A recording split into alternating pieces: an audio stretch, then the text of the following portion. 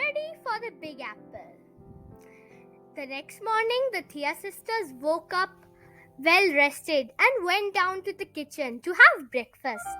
I love pancakes, Nikki exclaimed. She covered her pancakes in delicious maple syrup. When the Thea sisters were finished, they helped Mama Gani with the dishes. Then they went outside. They split up soon as they left the building. Nikki headed off to the Central Park to train for the marathon.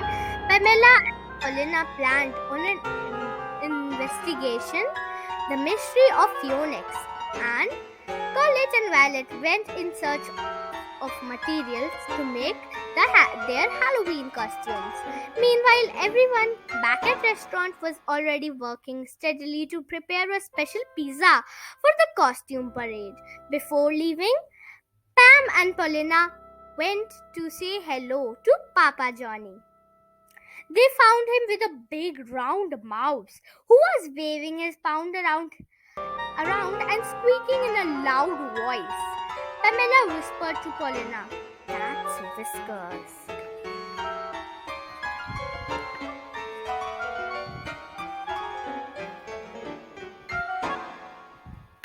Actually, his name was Marty McWhiskers, but everyone called him Whiskers for short. He owned a small real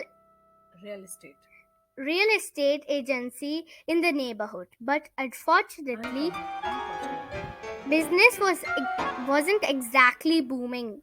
In fact, it was just the opposite.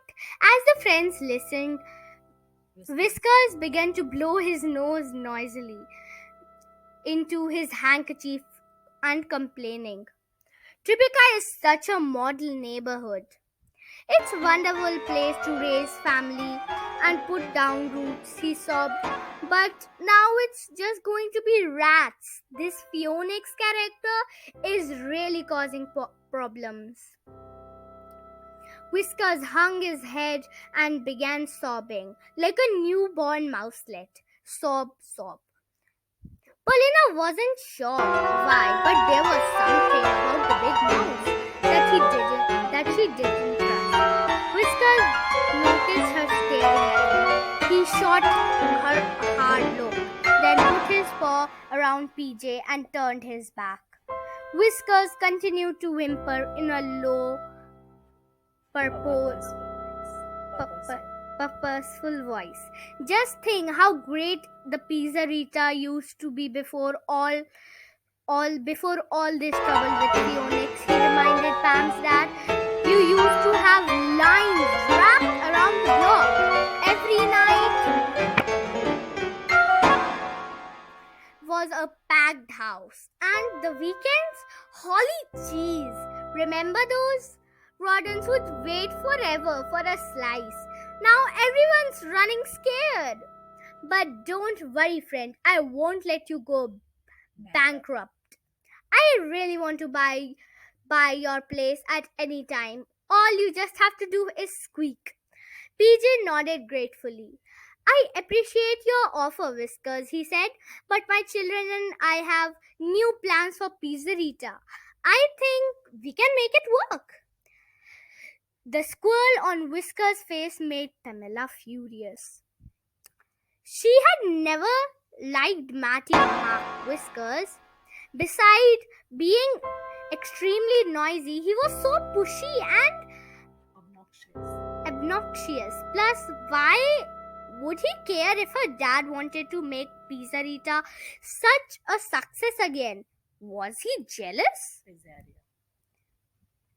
"Since when I have you to be friends?" she asked her dad after Whiskers scampered off. PJ explained that Whiskers had done a lot to try to save the neighborhood. Sure, he was a bit nosy, but he had a good heart. He is helping everyone who has been threatened by Phoenix. Scoundrel. He even offers to buy their property. Isn't that generous? The price he offered to me would be at least enough to cover our debts. Debts. I can't say I haven't considered it, he sighed. But we are not going to consider it now, right, Dad?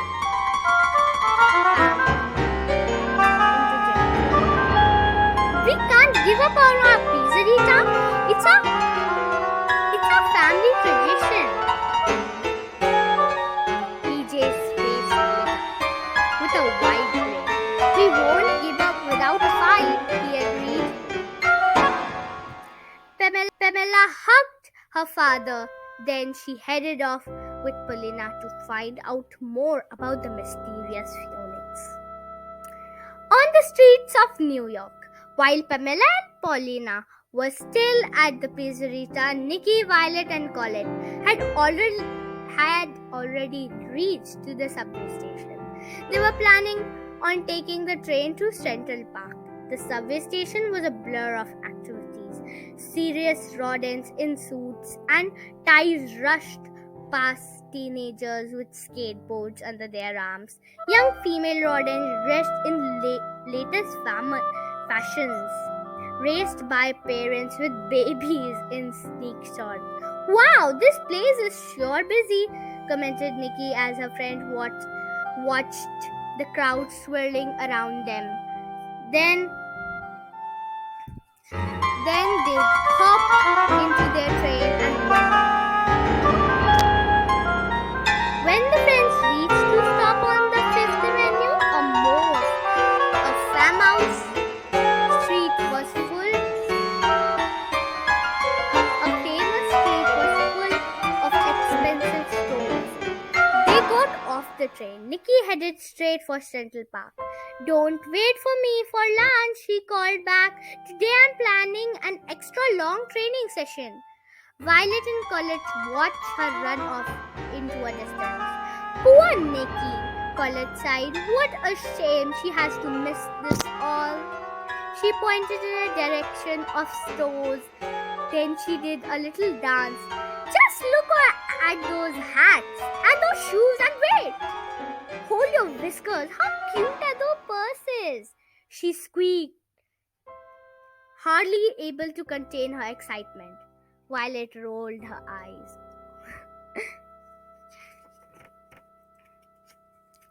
She could barely keep up with her friend as Colette dared from the store to store like a mouse in a pinball machine. Colette, we're supposed to shopping for Halloween costumes, right? Violet muttered. Oh, of course, Colette agreed as she scurried off towards a huge building with the words Taffy and Co. over the entrance. Taffy and Co. is the world famous jewelry store that sells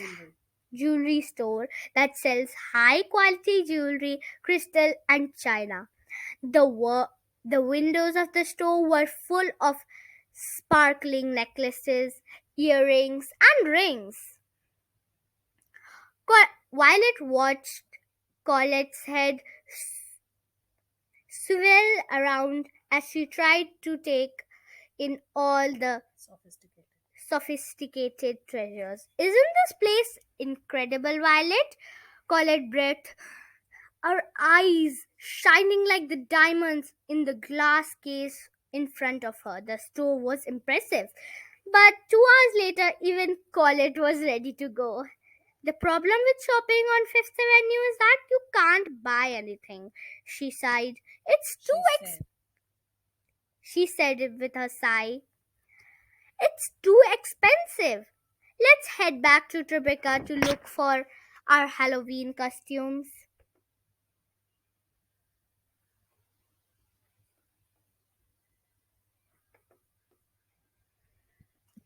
Violet suggested. Practically, at least we won't go broke there.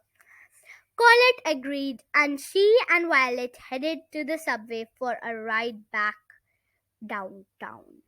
Pick up those paws! While Violet and Colette were window shopping on Fifth Avenue, Nikki had arrived in Central Park. It was a beautiful fall day. Nikki felt a rush of energy. She headed for a path that ran along a body water known as the reservoir. Reservoir. Nikki, Nikki stopped to breathe the fresh air and take in the sights. It was hard to believe she was still bursting in New York City. Central Park was a whole new different world. There were green fields, lake, fountains, and so many colorful trees. Nikki watched the fall leaves swirling down from the trees. She was so happy. Who would ever have guessed that only in a few days she was going to compete in the Big Apple Marathon? It was a dream come true. She leaned against the post and stretched her leg muscles. Around her, groups of young mouselings playing in the field, a group of rodents were doing yoga. Young professionals were working on laptops, and others were simply enjoying the sunshine. Nikki started her stopwatch and began to run, joining the many others who were making their way around the reservoir path. Nikki's place of light and easy. She felt relaxed and calm. A group of young female rodents had set up a picnic on the blanket nearby. Nikki smiled to herself. Maybe the Thea sisters could have a picnic in the park sometime? But just then an angry voice interrupted her thoughts.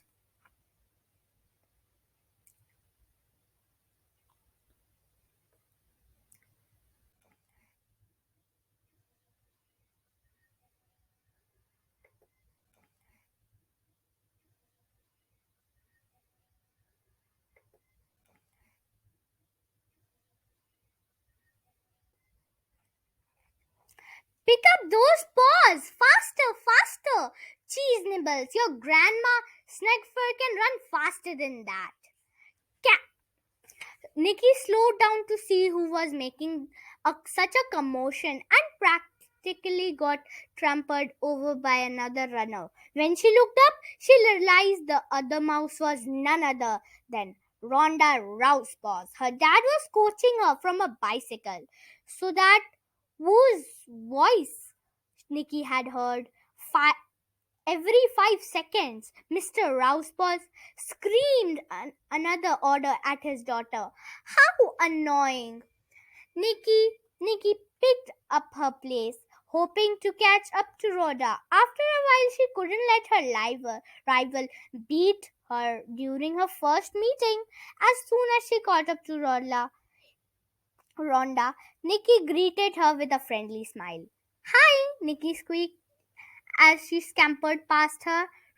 Rhoda's dad was furious. Rhonda, he shouted, don't let the little furball beat you. Get your claws out and leave her in the dust. That was a bit annoying.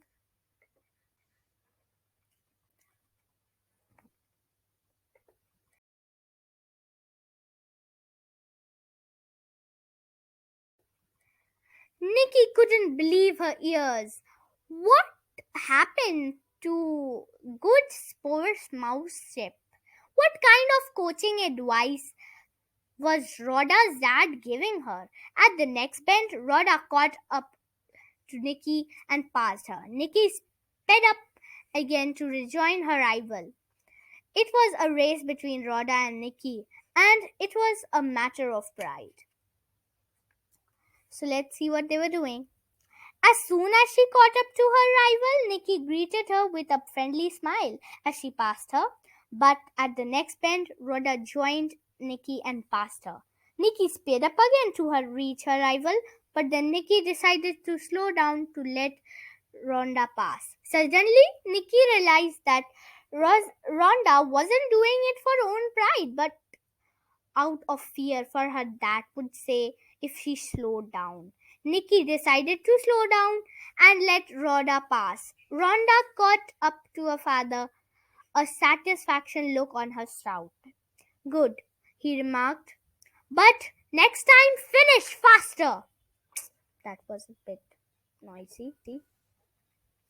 Time to investigate. While Nikki was racing around the Central Park, Pamela and Paulina were racing around Tribeca, trying to discover the identity of Phoenix. Their first stop was the local firehouse. Pamela had an old friend who works as a firefighter. Maybe she can help us, Pam told Paulina. That's so cool, Paulina explained. I've never met a real firefighter before. There, they arrived in front of an impressive building and saw an open garage. Just at that moment, a red fire truck was pulling in, and tired looking firefighters were getting off. Pam approached one whose shouts were dirty with snoot. Excuse me, sir, she began dreamily. The firefighter burst out with a cheerful laugh. Ha ha ha ha ha. That was a bit funny. Then the rodent took off his helmet and he turned into she. Waves of curly copper hair fell down her shoulders. Pamela, you haven't changed a bit. Don't you recognize me? The mouse giggled. It's me, Shirley. Pamela Pam blinked. Shirley, she squeaked. I didn't recognize you with all of that snoot on your snout. Pamela swept her paws around Snitty's dirty fur. It is an occupational hazard, Shirley said. I had to go down a chimney to save a pet bird that was trapped. Rescuing pets is my specialty. Rescuing a certain classmate who hadn't done her homework was also your specialty. Pam cried, wrapping her friend in a warm hug. It's so famous to see you again, Shitty, Pamela said. This is my friend Paulina. She studies at Mouseford Academy with me. It's a pleasure to meet you, Paulina, Shitty said, shaking her paw. Now just give me 5 minutes. I'll clean up and then we'll go grab some lunch. That was so sweet. Computer whiz. Shirley took Mouselings to a nearby restaurant. They'll make the best sandwiches here, she said, licking her whiskers in anticipation. Everyone laughed. At the restaurant, the waiters greeted Shirley with friendly smiles. In fact, everyone in the neighborhood knew Shirley well. She was outgoing, friendly, patient, and kind. She was specially respected for her courageous work as a firefighter. As soon as Pam described the threats from Phoenix, Shitty's smile vanished. I'm so tired of hearing about that coward, she exclaimed. He even sent a threatening note to the fire station. Pamela could believe that Shitty had heard from the Phoenix too. I would go back to Mouseford. I won't go back to Mouseford until I solve this mystery, she told Shitty. I can't leave my family if they're in danger, Shitty nodded thoughtfully. I have an idea, she told Paulina. We firefighters always write up detailed reports on every incident. They're all part of our records. Maybe we can compare all the different reports. Pam and Paulina exclaimed hopeful graces. You're amazing, Shirley. Pam said. She gave her friend a hug. With your help, we will solve this mystery. I'm sure of it. After lunch, the Mouseling returned to the station. Shirley took the Pam and Paulina to an office filled with tons of occupation and computers. From there, we can connect the central archives. Shirley explained and started to punch letters and numbers on the key. Here's the data of all the fire threats in the neighborhood. Maybe this will help you in this case. Paulina looked closely at the screen. Perhaps the data and locations of fire threads are connected, she suggested. Can I check? Shitley gave her the seat to Paulina, whose paws began flying over the keyboard. Tap, tap, tap, tap, tap, tap, tap, tap, tap. Wow! Shitley exclaimed with admiration. Admiration. You're a real whiz with computers. Suddenly, a, a detailed map of Tribeca appeared on the screen, with a red dot and displaying the location of each fire threat that has been reported. Holy cheese, Bernitos! Pamela explained. Do you see what I see? Do you see what I see? See! Oh my god! Isn't that Papa Johnny's Pizzerita? Oh my god. That's a clue. The clue is, what did Pamela notice in the map? We noticed it already. It's a deal. While Pamela and Paulina were checking out the records of the fire station, Wallet and Colette were checking out Halloween costume back in Tribeca. Okay, Colette, let's see if we can actually buy something and not waste our time in window shopping, Violet said in a gentle scolding tone. Colette was about to respond, but the sale sign in front of the small fabric store. The friends went inside and they buy an older rodent behind the counter. Welcome, she said. Can I help you? I hope so, Colette replied. We need to create costumes for Halloween. Sorry, I don't have much left, the rodent replied. But feel free to look around. Maybe you'll find something you can use. Wallet looked around. The shelves were half empty, but she noticed some bolts of bright color fabric camped into a corner. She also saw boxes of ribbon, buttons, spoons of thread, and trimmings scattered around the corner. Correct the fabrics closely. These are perfect, she exclaimed.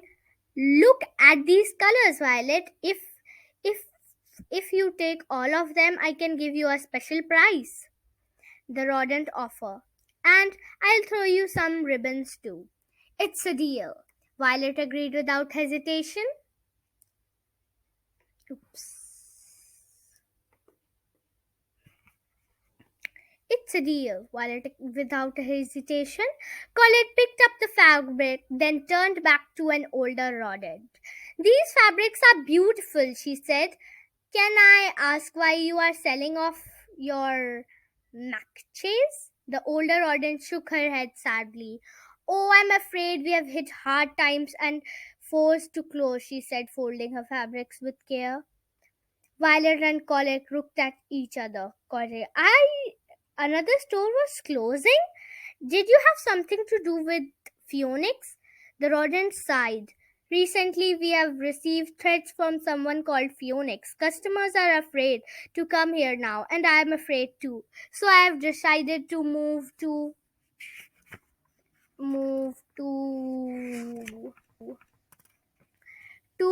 Kansas to live with my son, she said. And the store, Violet asked, shocked. I've sold it to Marty McWhiskers, the old mouse continued. Thank goodness for him. He's the owner of only realty agency in this area. He's offered me to pay my loan from the bank, so I agreed. Colette and Violet shared a look. They didn't know who was Marty McWhiskers, but and Paulina and Pamela know. So let's see. They left the shop wagon down with heavy packages and heavier hearts. And there's a clue too. Did you see it? The clue is so Pizzerita wasn't the only place in trouble. The fabric store was also being threatened by Phoenix. What's going on? Later that afternoon, Nikki arrived at Pam's home to find the other Thea sisters and some of Pam's family deep in conversation and living room. What's going on? Nikki asked curiously. We're just discussing the situation, Pam said.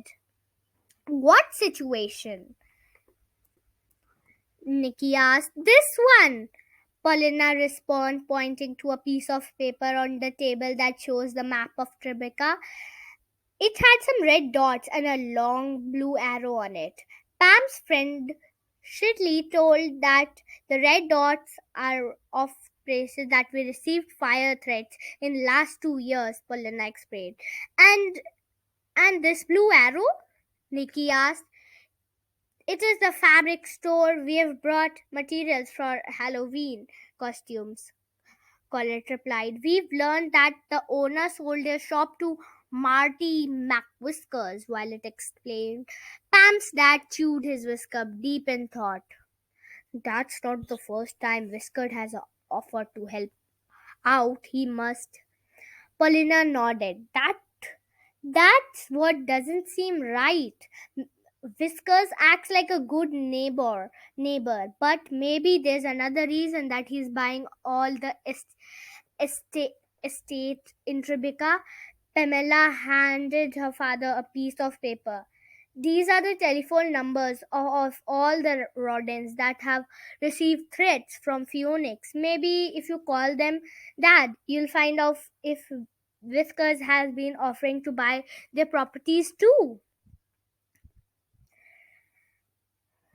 PJ studied the list. Many of them were old friends who had since moved far away from Tribeca. One by one, Pam's dad called each number. When he hung up for the last time, he looked even more upset that he began dialing. Pam put her paw on Dad's shoulder. I'm afraid it's just what we feared, honey, he comforted. All these shops owners were threatened by Phoenix, and Whisker's agency brought each one out. Winds began to walk back and forth across the room. What a scoundrel, he squeaked. He's trying to take over the entire block with his fake tears. Who could have imagined that he has enough money to buy these buildings? It's easy to buy the shop when the owner is feeling desperate, Bella said sadly. Exactly! Pam exclaimed. The owner would feel lucky to get any offer at all. The Thea sisters shot each other knowing glances. Are you thinking what I'm thinking? Pamela asked her friends. You bet we are, Colette exclaimed. Whiskers must be working with Phoenix, or they're the same rodent. Or they're the same rodent.